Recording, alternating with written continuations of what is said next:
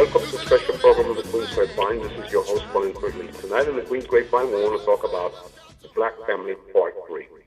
Those of you who have followed the Grapevine over the years know that we've done various programs about the issues facing the Black family today in the community in terms of crime, in terms of housing, in terms of education and schooling. So tonight in the Queen's Grapevine, we have our special guest, who's Assistant Professor at Lehman College, Miss Mary Phillips. So on the Grapevine today, we want to talk about all the issues facing the Black family today, especially with this brand new election coming up and with the possibility of Donald Trump winning the election. So again, this is a very important program where we want to talk a lot about education and how the Black family can better themselves. So give us a great deal of pleasure and of course satisfaction to have our special guest on the program, Miss Mary Phillips. And we're back here in the Queen's Grapevine talking about the plight of the Black family. Look at the Black family Part 3. And those of you who are familiar with Queen's Grapevine know that we did 2 previous programs about this that was very well received.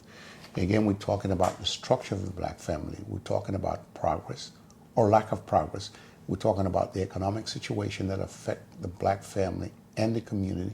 And what can we do about it? We're talking about housing. We're talking about studies and preparation. And again, we're so happy to have our special guest, Mary Phillips, who have been on the program and is very well educated about these things. We just finished talking about several issues. I want to talk a little bit about the famous Black Lives Matters. Mm-hmm. Can you go into detail just exactly how that got started? Yeah. What does Black Lives Matter means and where it's going? Yeah, so Black Lives Matter started by 3 Black women who also self-identify as queer. And that's often some information that many people do not know. But these 3 women, after the lynching of Trayvon Martin, they got together and they said, look, we need to do something about this.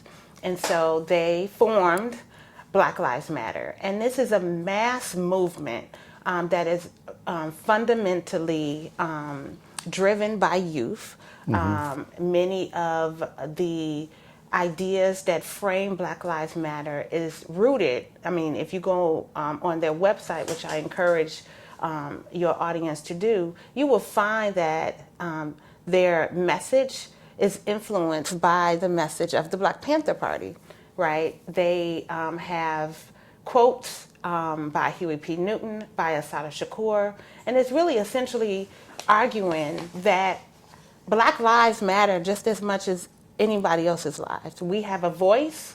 It is unjust the way in which Black bodies are criminalized, are surveilled, are disenfranchised in profound ways, and we're going to make a stand and we're going to demand our humanity, right? Interesting that you mentioned that the media seem to have picture Black Lives Matter as a very irresponsible type of group. People taking advantage of the situation, people running around with signs. They see Black Lives Matters as something that is extremely irresponsible. And some of them even pictures as criminal because the association of the Black Panther. What is your thought process about that? Or does the media write about that? Yeah, I think it's extremely problematic how the media has many times written about Black Lives Matter. And I think it is a larger message that's saying, you know, Black people don't matter. Black and brown people in this community do not matter, right? And it's to devalue not only Black and brown communities, but the history and the legacy, rich history and legacy of human rights that are very much rooted in our struggle. So it's a complete dismissal of who we are as a people, and basically saying, you all are inhumane. You don't deserve basic rights. It's interesting you mentioned that. What about the association with the Black Panther? Black Panther is looked upon by some people in the media, television, newspaper, as a violent group, not as a group that is looking for the right and benefit of people of color. Yeah, that is absolutely untrue. The Black Panther Party was initially called the Black Panther Party for Self-Defense, right? They were created based on a 10-point program and platform in 1966 that basically argued for human rights, for civil rights, right? Essentially, it was co-founded by Huey P. Newton and Bobby Seale. They believed That was in Oakland, California. That was in Oakland, California. They believed in defending the communities, right? They developed community survival programs to feed the community, to nurture the community, to build the community. Most people don't know that they had over 50 community survival programs. I'm talking about a free breakfast program for children. Wow. I'm talking about the Oakland Community School, which was the Black Panther Party's longest standing community survival program, an elementary level institution, right, where they practice such things as yoga. They had their students engage in yoga as a form of discipline. They practice restorative justice. Students were taught not what to think, but how to think, right? In addition to the Black Panther Party's Oakland Community School, they had a free shoe program, a free clothing program, a free busing to prisons program, a free employment program, free pest control. I mean, a free ambulance program, if I haven't said that already. I mean, the list goes on and on, the kind of survivor programs that the Black Panther Party had. I remember, I'm from Detroit, Michigan, and I remember being in Detroit talking with someone in a community about the Black Panther Party. And she said the Black Panther Party was everything. They saved my life. The kinds of resources that they provided me and my family helped get us off the ground. And so they have definitely been distorted by the media. You have the FBI's COINTEL program that strategically attacked the organization and many of its members, but they were truly serving their community. How strong is the image of the Black Panther? Because I know back in the 60s, let's say 66, 67, 68, 69, and part of 70, the Black Panther movement was strong. Some in the police department was afraid of them because they were nonsensical. They would take on anyone. How strong is their image, and what is their image right now? Yeah, the Black Panther Party had a very strong image. They were very disciplined. They were extremely organized. And they used imagery to really help galvanize the community.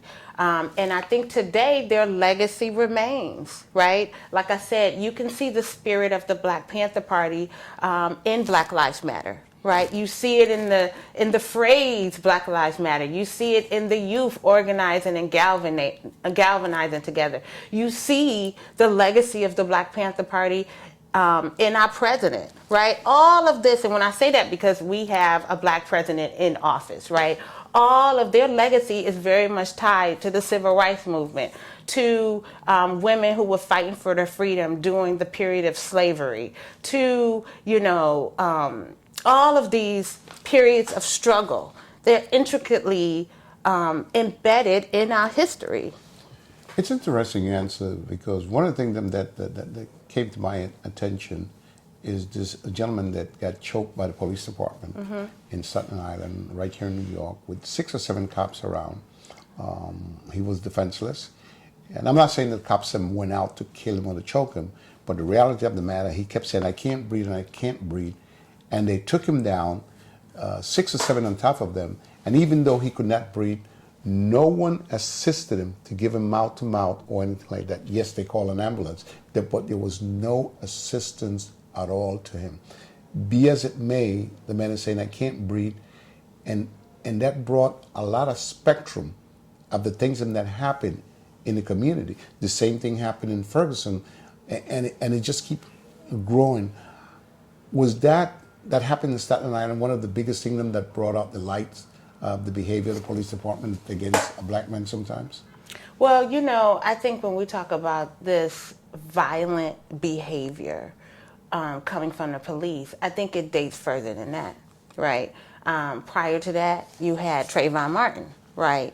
And the person that did the killing was not a police officer.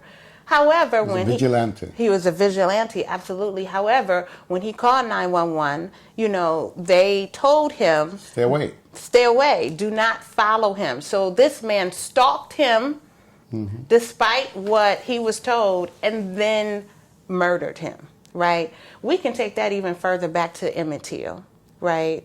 Young men from Chicago. Absolutely. When you have young, a 14-year-old boy visiting his family in the South, and then gets murdered for not following the social codes, if you will, of the Deep South, right? And so this history is long running in our communities, and then also with that, you see this modern day lynching that's been occurring, and so it's extremely problematic. It's ironic that you would bring up Emmett Till. Emmett Till, for those of you who are not educated enough to know, Emmett Till was a young fellow from Chicago. His parents sent him down south to spend a vacation with his grandparents and family, and they accused him at basically looking at a white woman and going, and he basically was killed, thrown in the river, or buried like an animal. And it took a while for the FBI to find his body. The amazing thing is that we have to give credit to his mom. When he was buried, she kept an open coffin to show America's brutality and behavior toward people of color. Emmett Till's head was 3 times the size of it. A young man killed for absolutely no reason at all. If my memory serves me right, it was back in 1955 or 56. But then you had other things that happened also in Ferguson, Missouri. These type of things, is there an end to it? Are things better now?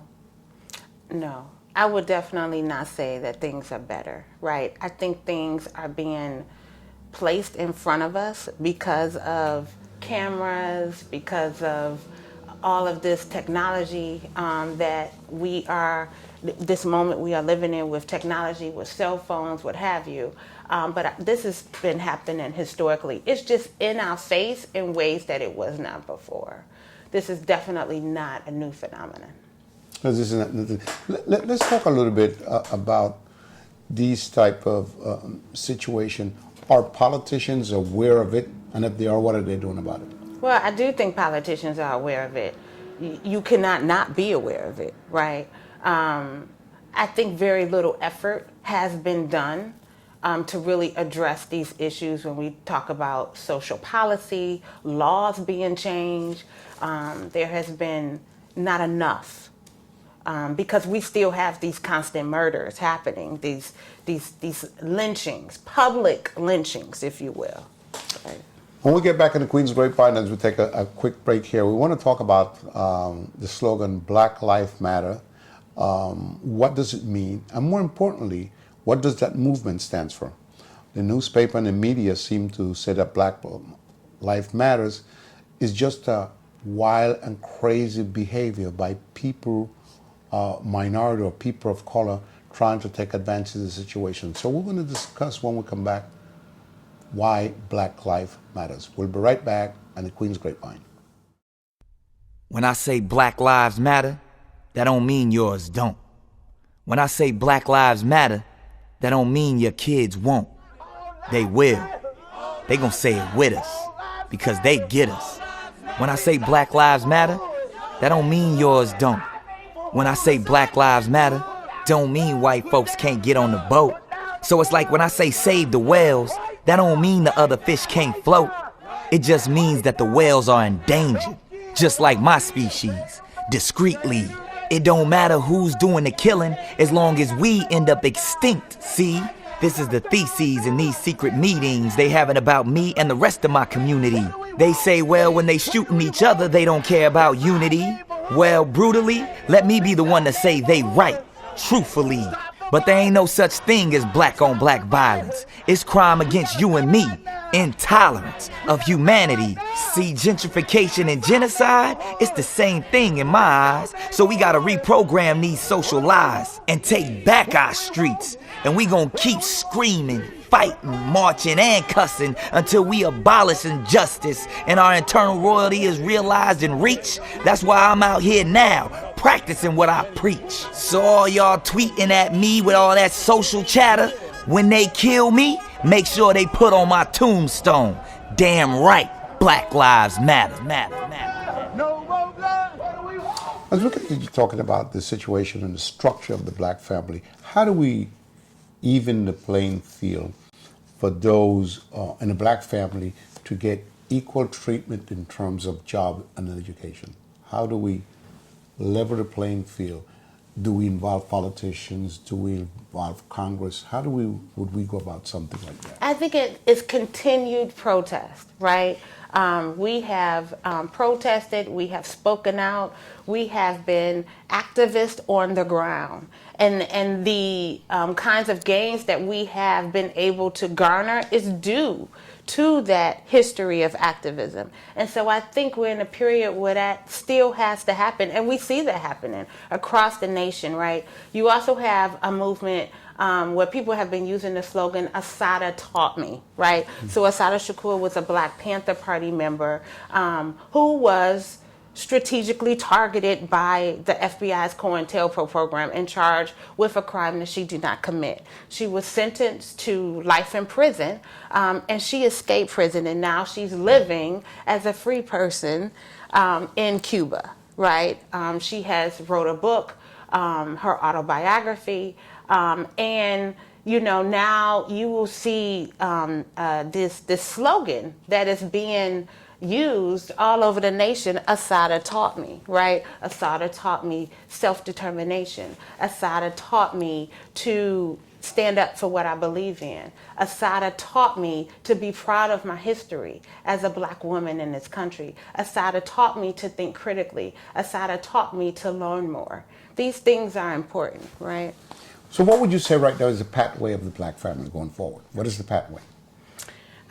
When we talk about the pathway, I would say to be constantly engaged, to be aware, to continue to build the Black community. We are not a monolithic institution. The Black family is not a monolithic institution, right? Our families are rich and diverse, and so that history and that spirit is very much still alive. And so, well, we have approximately 1 minute. Very important. How important is the Black vote today and going forward? It is extremely important. Historically, the Black vote was often key, right? To getting a particular person in office. On that strong note, I want to take the opportunity on behalf of the family of the Grapevine, thanking you so much for imparting your thought process and your feeling of the structure of the Black family and where we're going. Thank you so much. I appreciate being here. Again, this is Wallingford Lee saying that I hope this program has been to your liking. We discuss a lot of things, the educational system for the Black family. We discuss a little bit of the economy and more importantly, the Black vote, the impact and the importance of it. And again, I want to say good night and hope that you like this program. Good night.